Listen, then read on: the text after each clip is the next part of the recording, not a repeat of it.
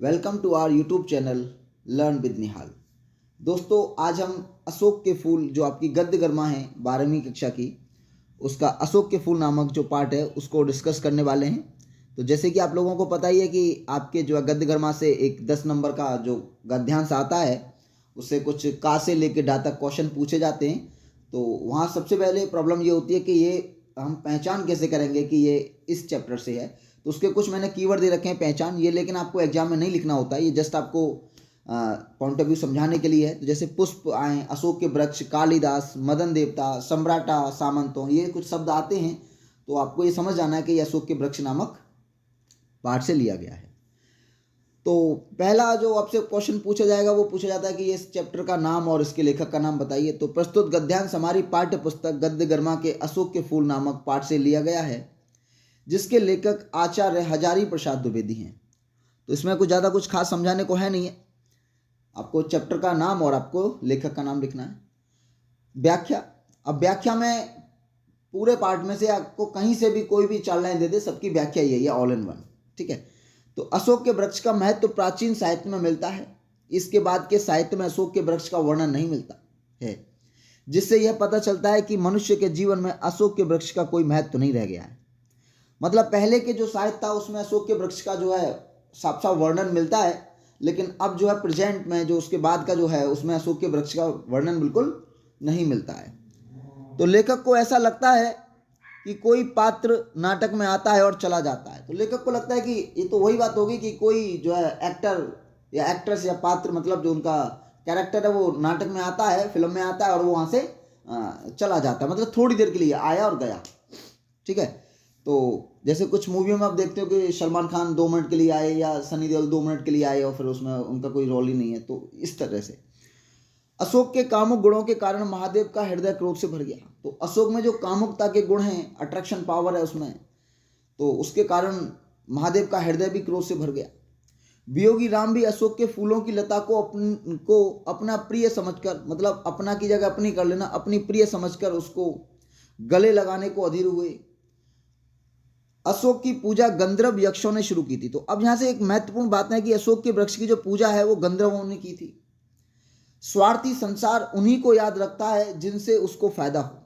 देखो, ये संसार बड़ा स्वार्थी है, लोग आपको भूल जाएंगे जब आपका काम, आपका चीज़ें, आपसे उनको जो एडवांटेज मिल रहा है वो ख़त्म, तो आपकी जो आइडेंटिफिकेशन है, आपकी जो उनके दिल में जो रेस्पेक्ट है, वो everything is has been finished, then that task has been complete. उनका जो टास्क कंप्लीट हो गया भाई साहब, तो आप कोई मतलब के नहीं रह जाते हैं।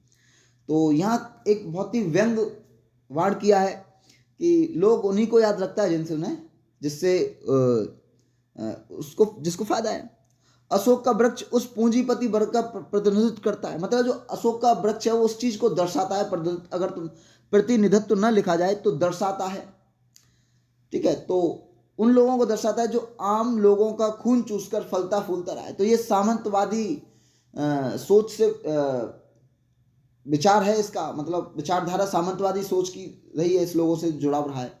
तो सामंतवादी लोग मतलब एक राजा है और बाकी लोगों का, राजा तुम जानते तो पहले टैक्स वैक्स लेते थे और कर वगैरह, लोगों का खून चूसना ही, और आज भी कुछ कम ही नहीं है। आज गवर्नमेंट हो गई है, उसका नाम राजा से सरकार कर दिया गया है। तो आम लोगों का खून चूसकर फलता फूलता रहा है। आज हर वस्तु में मिलावट है, और देखिए आज कोई भी वस्तु ले लीजिएगा, हर एक चीज़ में मिलावट ही मिलावट है।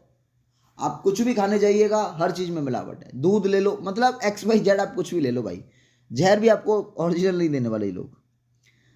तो कालिदास ने अशोक के फूल की सुंदरता का वर्णन अपने ग्रंथों में किया है। अब देखो, अशोक के फूल को जो उसका एक्चुअल जो उसका जो बात कही जाए कि उसका सम्मान दिलाने की, तो वो कालिदास ने ही दिलवाया।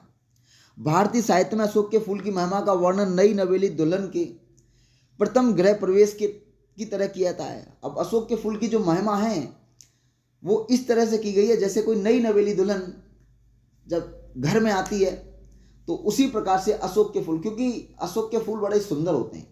तो अशोक के फूल भी 2 प्रकार के होते हैं, एक सफ़ेद और एक लाल।